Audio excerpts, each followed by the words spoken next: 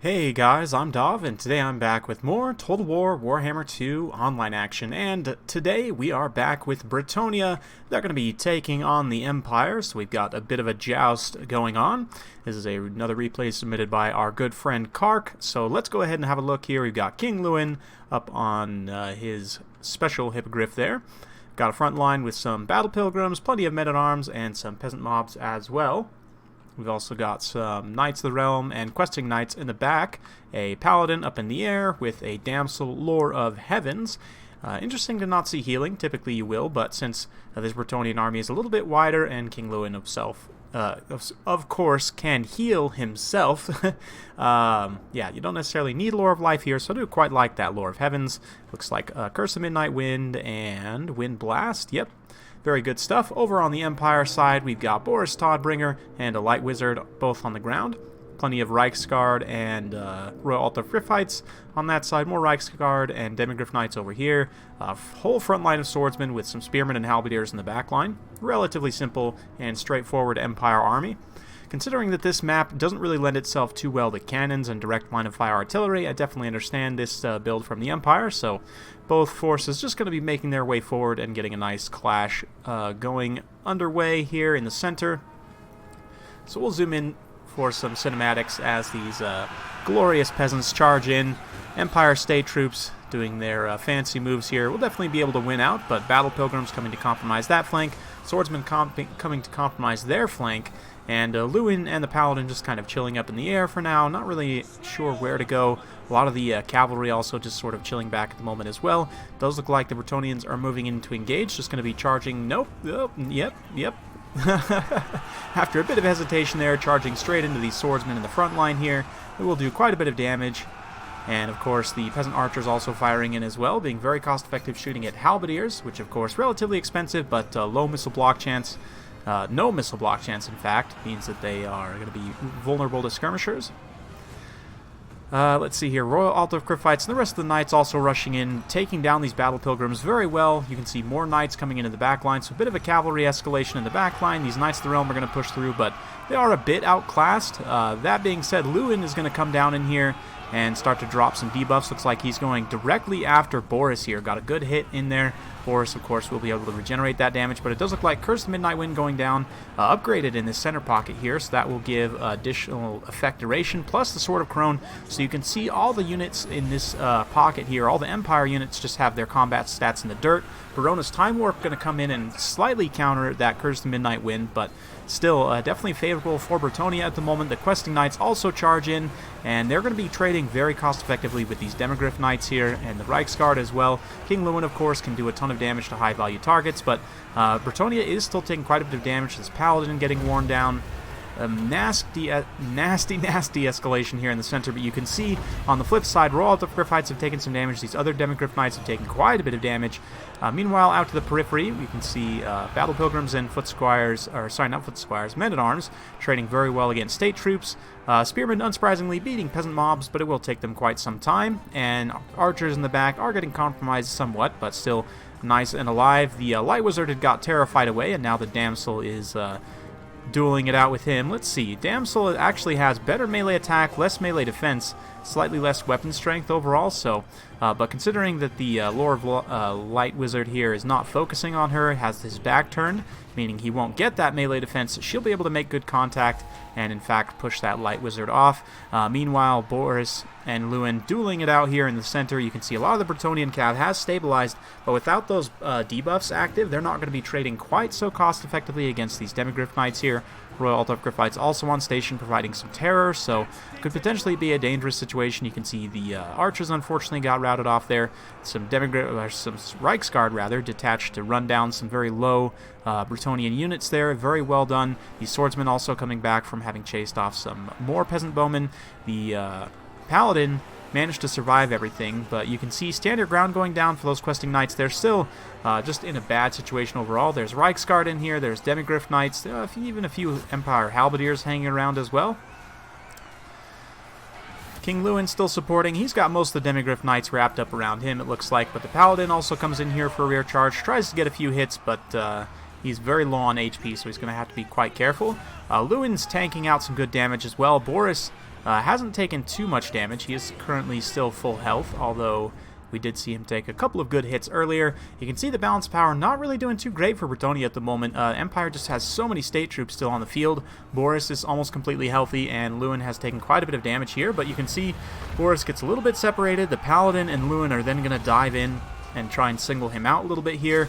The Empire is trying to support with Halberdiers and Demigryph Knights and so on, but Boris still has taken a few good hits there. With the Sword of Corone active, Lewin will be able to do a lot better there, but nonetheless, you can see Lewin pulling back up in the air. Damsel, Lore of Heaven still on station. Bretonnian forces getting pretty tattered, although some regrouped archers here crossfiring into these swordsmen very cost effectively. Going to be doing some great work against this light armor unit that has its back turned. Of course, when you're shooting in the back or in the unshielded side, you're not subject to missile block chance. So, for example, these archers over on this side are not subject to the missile block chance of these swordsmen, whereas the ones shooting in from the front definitely are. Not doing the most damage in the world, but they are able to pick off a few there and keep those swordsmen distracted. Meanwhile, on the front line, you can see Lewin's pulled back up into the air, a bit of a regrouping on both sides, as the Knights for the Empire have managed to mostly win out here. Going to be charging through, just wrecking these remaining peasants and men-at-arms and so on, easily terrifying them away with the Royal Altdorf Gryphites. So yeah, things definitely looking very good for the Empire at the moment, but we'll see.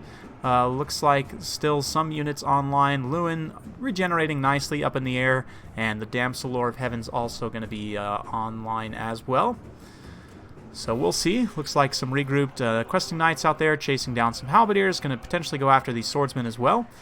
These archers unfortunately just get run into, but that does leave Boris and these knights a little bit separated. Boris in particular has got himself quite separated here, so it looks like Lewin going to potentially come and try and drop in here, get some good work done. Ooh, is he going to finish off those Royal Altdorf Gryphites? There's only 5 of them left, and they're very, very low on HP.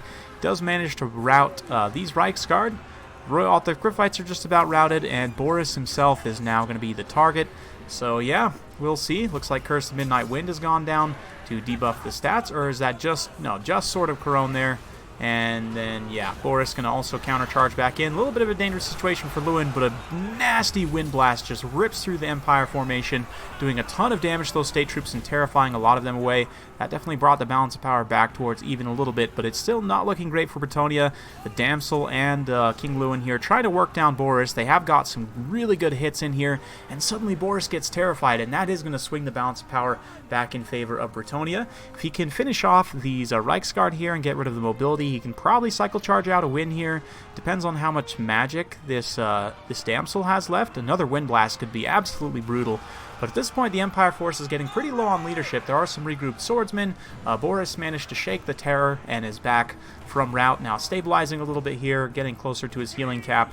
But yeah, once Boris does get to that healing cap, he's potentially going to be in a little bit of trouble here. It looks like a net of Ammontok going to be going on King Lewin there, trying to pin him in place as Boris goes to rally a lot of these tattered troops here. If he can get them to regroup, potentially countercharge back in and get a good surround on Lewin, could still probably finish him off, maybe even push towards critical army losses if he could get this Damsel, for example, or finish off these Battle Pilgrims or these Questing Knights.